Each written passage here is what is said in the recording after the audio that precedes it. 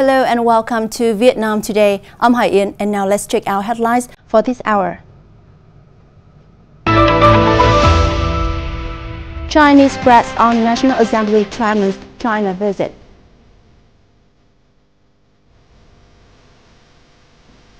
Valuable documents about the Điện Biên Phủ campaigns unveiled. And unique mosque cover homes in Hà Giang.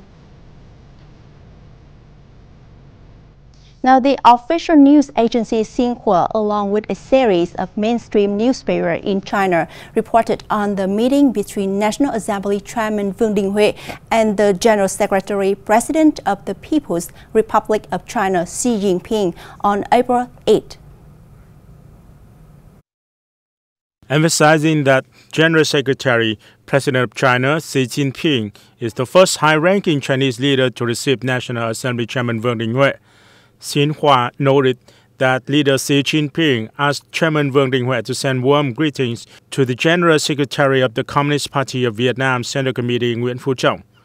Mr. Xi Jinping called for joint efforts to promote more achievements in building the China-Vietnam community with a shared future, better serving the modernization process of each country, benefiting the peoples of the two countries more, and making a greater contribution to the socialist cause.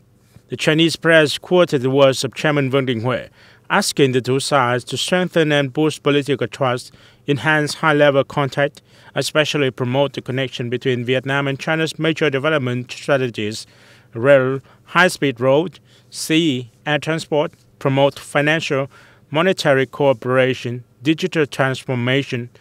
According to China Daily, Chinese leaders emphasized the important role of cooperative relations between the two legislative bodies in the overall bilateral relations, welcoming the signing of a new cooperation agreement between the National People's Congress of China and the National Assembly of Vietnam, promote people-to-people exchanges, especially exchanges between the younger generations, sister-sisters exchanges. A number of original documents and records about the Điện Biên Phủ campaigns and the 1954 Geneva Conference were made public for the first time and recently introduced to the public. The National Archives Center No. 3, under the State Records and Archives Department of the Ministry of Home Affairs, is preserving a collection of significant archival documents pertaining to the Điện Biên Phủ campaign and the 1954 Geneva Conference. The archives reflect the sound leadership as well as sharp decisions and strategies of the party, government, and Vietnam People's Army. It showcases the solidarity and unanimity of the entire people and army in the safeguarding of national independence and the role of General Vo Nguyen Giáp, Commander-in-Chief of the campaign.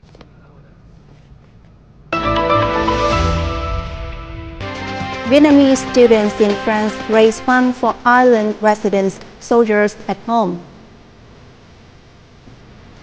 Tuyên Quang International Hot Air Balloon Festival return. The Union of Vietnam Students in France, or UEVF, recently held a charity fair at the Vietnamese Cultural Center in Paris to raise funds for residents and soldiers on Vietnam's Hoàng Sa and Trường Sa Islands. The fundraising event attracted the participation of not only Vietnamese students, but also other representatives of the Vietnamese community in France. This year, the fair lasts until April 14. The proceedings will be used to buy seawater filters and seedlings for the island soldiers and residents, or presented directly to them. The annual charity fair hosted by UEVE has become an annual event alongside various scientific, educational, sports, and cultural activities. A portion of the proceeds collected by the association will be sent to Vietnam to support orphans and individuals with disabilities. The third International Hot Air Balloon Festival will take place in Tuyên Quang City, the northern mountainous province of Tuyên Quang, from April 27 to the 2nd of May. The festival will kick off a series of cultural, sport, and tourism activities to popularize the locality's potentials for tourism development, cultural and natural heritage values, as well as tourism offerings. This is a bold step to stimulate tourism, helping lure more international and domestic visitors and investors to the province. scores of colorful balloons will take flight at this spectacular event, with the participation of pilots from Australia, China, Japan, the Netherlands, Spain, Thailand, and the UK and Vietnam. Meanwhile, there will be an opening ceremony for the Tuyên Quang Tourism Year 2024 at 8 p.m. on April 27.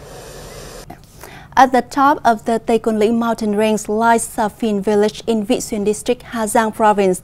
The village enjoys a cool climate all year round, which is ideal for plants to flourish and thrive, with thick green moss that ethnic minority people also use to cover the thatched roofs of their homes. Sa Phiên enjoys a chilly climate all year due to its elevation, sitting almost 1,000 meters above sea level. This hilly terrain is characterized by fog all year and persistent rainfall with high humidity. It is an ideal environment for plants to flourish and thrive, including thick green moss, which ethnic people use to cover the palm-leaf roofs of their homes. The moss-covered roofs create an old feeling. Looking at them, I feel like I remember my childhood years. Residents say a roof must be at least 5 years old before moss starts to grow on it. The palm leaf roof has soaked up enough moisture to become pliable, and mold has begun to spread. The thickness of the moss on the roof can be used to determine the age of the house. The mossy green roofs has been around for a long time. Since I was born, I have seen moss roofs in the village. Most of the local population still maintain their traditional palm leaf thatch roof homes and way of life today. The mossy layers on the roof act as insulation, preventing the interior from being too hot in summer or too cold in winter. The bold and rustic beauty of the mossy green roofs, along with the indigenous culture of the ethnic minority, makes Sa Phiên Hamlet an appealing location for those who love exploring. And that's the end of today's bulletin. Thanks for your watching and see you next time.